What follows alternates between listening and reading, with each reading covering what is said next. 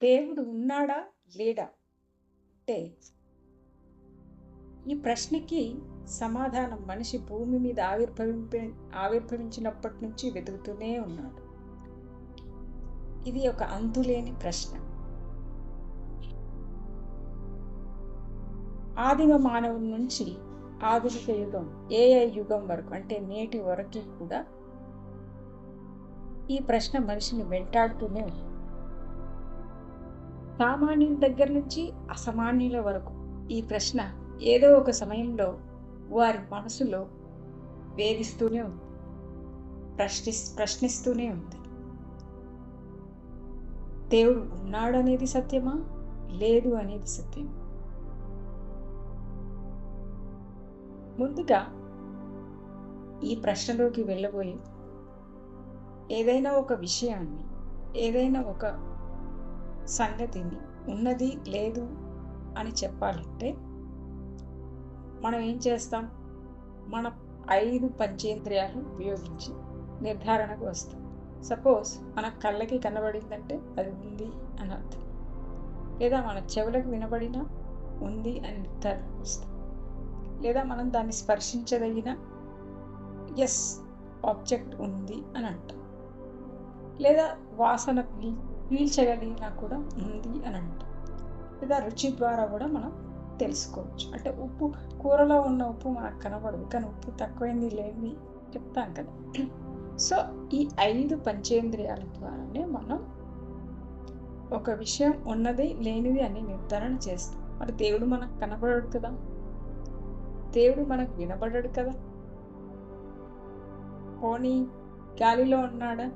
పీల్చుకుందామంటే పీల్చుకోలేం కదా. రుచి చూసామా?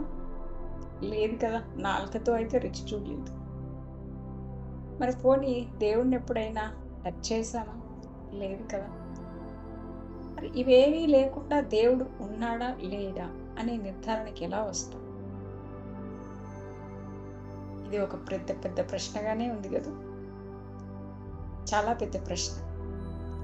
అదేంటండి, విగ్రహ రూపంలో మనం ఆరాధించుకుంటాం, ప్రతి సంవత్సరం నవరాత్రులు చేస్తాం, వసంత నవరాత్రులు చేస్తాము, శ్రీరామనవమికి రాముడు మొక్కుతాం, రాముడిలో దేవుడు ఉన్నాడు అనుకుంటాం, కృష్ణుడు దేవుడు అనుకుంటాం, శివుడు దేవుడు అనుకుంటాం, అమ్మవారు దేవుడు అనుకుంటాం, గణపతి దేవుడు అనుకుంటాం. వేరే మతస్థులైతే వారి వారి వారి వారి దేవతల్ని ఆరాధిస్తారు కదా అని మీరు అడగవచ్చు. వారు ఆరాధిస్తుంది ఒక తత్వాన్ని మాత్రమే. వారిలో ఎవరు కూడా దేవుణ్ణి చూసారా అంటే ఎవరు చెప్పలేరు కదా, దేవుడితో మాట్లాడారా అంటే ఎవరు చెప్పలేరు కదా, దేవుడు మీతో మాట్లాడితే మీరు విన్నారా అంటే ఎవరైనా చెప్పగలరా? కనీసం దేవుణ్ణి ఉనికిని గుర్తించిన వారు ఎవరైనా ఉన్నారా? లేరు. మరి దేవుడు ఉన్నాడా లేదా ఎలా తెలుసుకోవాలి? మామూలుగా తత్వవేత్తలు, చాలా గురువులు, ఋషివర్యులు వాళ్ళైతే దేవుడి యొక్క తత్వాన్ని వివరించారు. సాహిత్యం రూపంలో, పాటల రూపంలో, కీర్తనల రూపంలో, శ్లోకాల రూపంలో, ఇంకా అనేక రకాలుగా దేవుడి యొక్క తత్వాన్ని మాత్రమే వాళ్ళు లిఖితపూర్వకంగా లేదా వాక్ రూపంలో తెలియచేశారు. వారు చూసారా అంటే వాళ్ళకలా దర్శనమైంది, వాళ్ళలా అనుభూతిని చెందారు. అదే అనుభూతి నీకు కలిగిందా? నీకు కలుగుతుందా? వాళ్ళకి కలిగిన అనుభూతి నీకు కలిగిన అనుభూతి ఒకటేనా? మరి అది ఒకటే అయితే దేవుడు ఒకటే ఉండాలి కదా. అందరికీ ఒక రకంగానే దేవుడు ఎందుకు అనుభూతి కావడం లేదు? ఈ పెన్ను ఉంది అంటే ఇది అందరికీ ఒకే రకంగా కనబడుతుంది, ఇది అందరికీ ఒకే రకంగా ఉపయోగపడుతుంది, రాయడానికి ఉపయోగపడుతుంది. ఇది అందరికి ఒక కలర్, ఈ కలర్ ఒకే కలర్లో కనబడుతుంది కదా.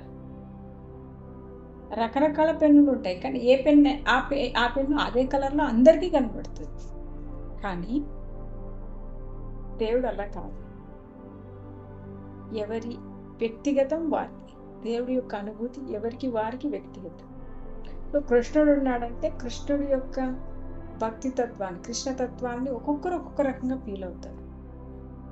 రాధ ఒక రకంగా ఫీల్ అయింది, మీరా ఒక రకంగా అనుభూతి చెందింది, మామూలు భక్తులు మరొక రకంగా అనుభూతి చెందుతారు.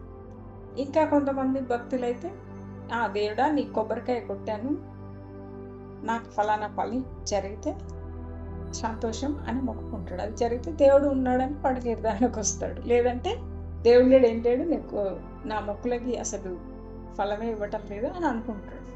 అంటే దేవుడి యొక్క భావన, దేవుడి యొక్క అనుభూతి ఒక్కరికి ఒక్కొక్క రకంగా ఉంది.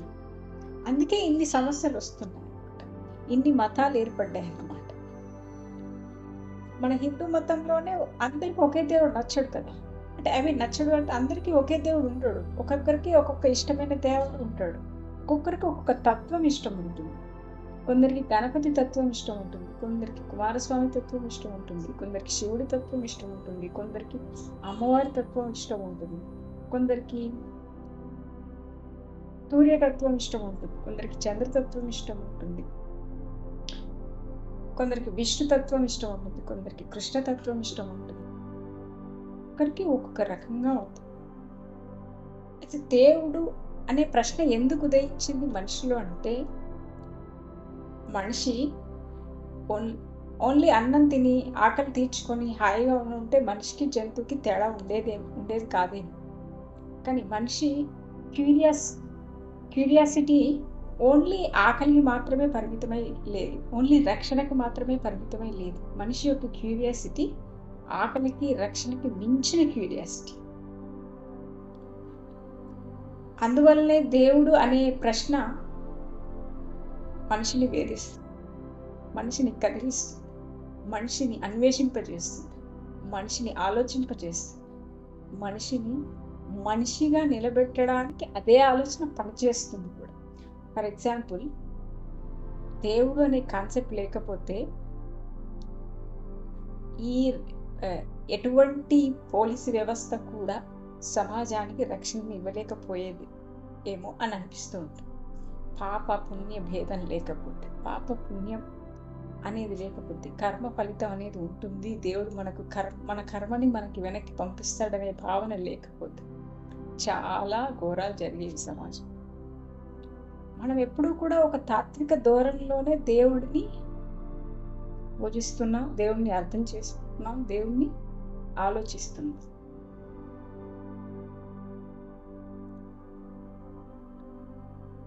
దేవుడి యొక్క రూపం ఎవరు చూడలేదు, ఇలాగే ఉంటాడు.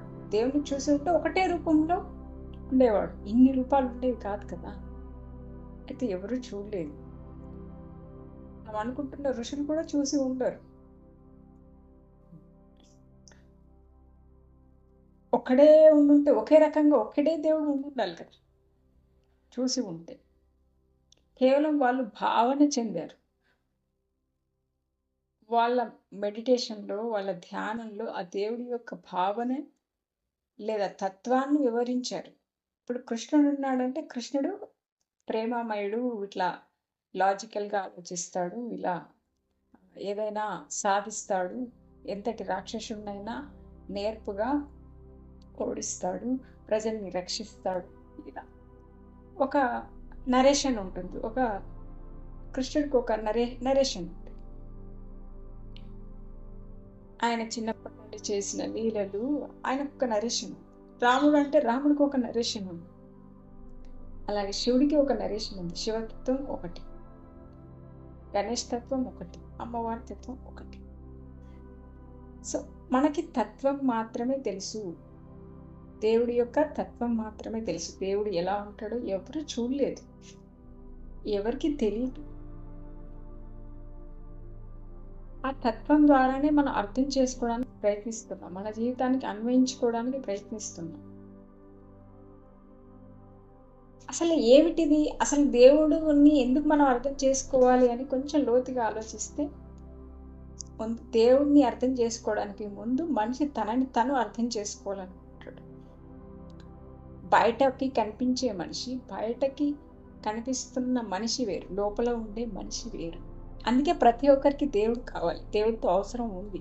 దేవుడు ఉన్నాడు అనేవారికి అవసరం ఉంది. దేవుడు లేడు అనేవారికి, ఆస్తికులకి, నాస్తికులకి ఇద్దరికీ దేవుడి అవసరం ఉంది. అదే దేవుడి యొక్క గొప్పతనం. అంటే దేవుడు అనే కాన్సెప్ట్ యొక్క గొప్పతనం. దేవుడు ఉన్నాడు అనేవాడు దేవుడు ఉన్నాడు అని చెప్తాడు. ఉన్నాడు అనడానికి అతని రీజన్స్ అతనికి ఉంటాయి.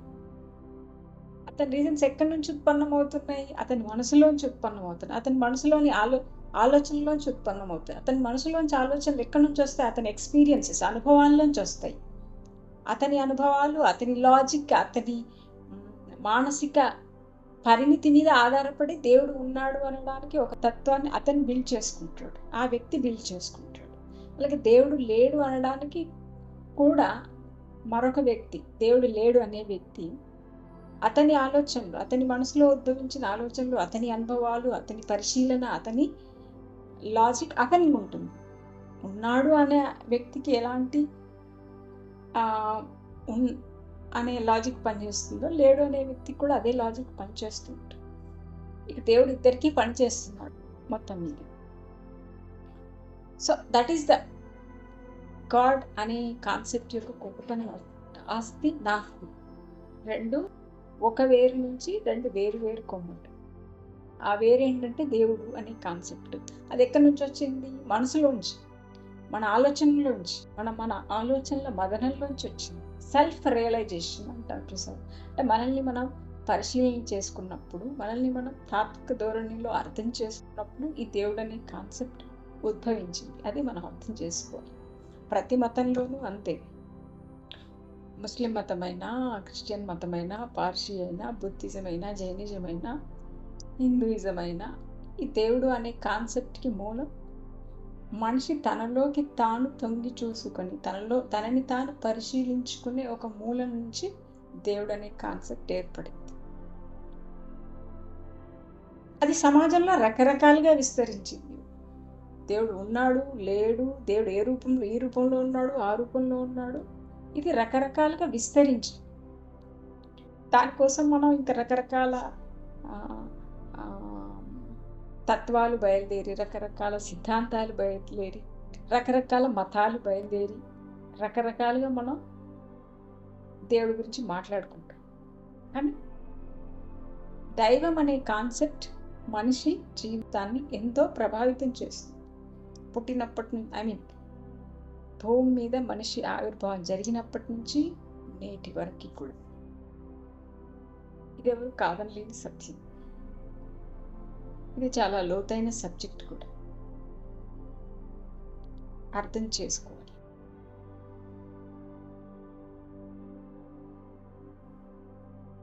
తనని తాను లోపలికి తొంగి చూసుకొని తనలోకి తాను పరిశీలన చేసుకున్నప్పుడు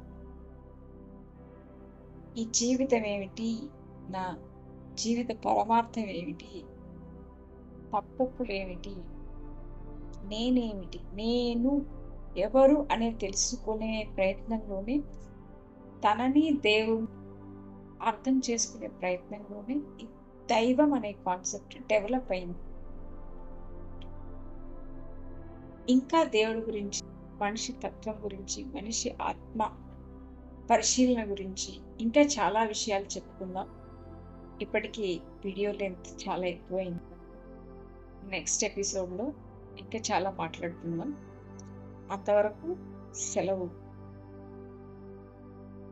నా ప్రయత్నంగా నేను దేవుడు అనే కాన్సెప్ట్ గురించి నా అవగాహన మేరకు మీకు తెలియజేసే ప్రయత్నం చేస్తున్నాను. మీ కామెంట్స్ కూడా విలువైన కామెంట్స్ పెట్టండి. మీ అబ్జర్వేషన్, మీ పరిశీలన, మీ తాత్వికత కామెంట్ చేయండి దేవుడి గురించి.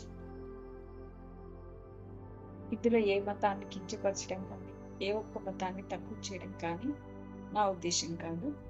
కేవలం దేవుడు అనే కాన్సెప్ట్ని ఒక రియలిస్టిక్గా, ఒక వాస్తవికతకు దగ్గరగా అర్థం చేసే ప్రయత్నమే ఈ వీడియో యొక్క ముఖ్య ఉద్దేశం. విజ్ఞతతో దీన్ని అర్థం చేసుకొని మీ యొక్క విలువైన కామెంట్స్ తెలియజేయగలరు. రమాదేవి సైనికు. నచ్చితే లైక్ చేయండి, షేర్ చేయండి, కామెంట్ చేయండి. ఛానల్ని సబ్స్క్రైబ్ చేయడం మాత్రం మర్చిపోకండి. Let's subscribe to talks and tunes YouTube channel. Signing off, Ramadhi.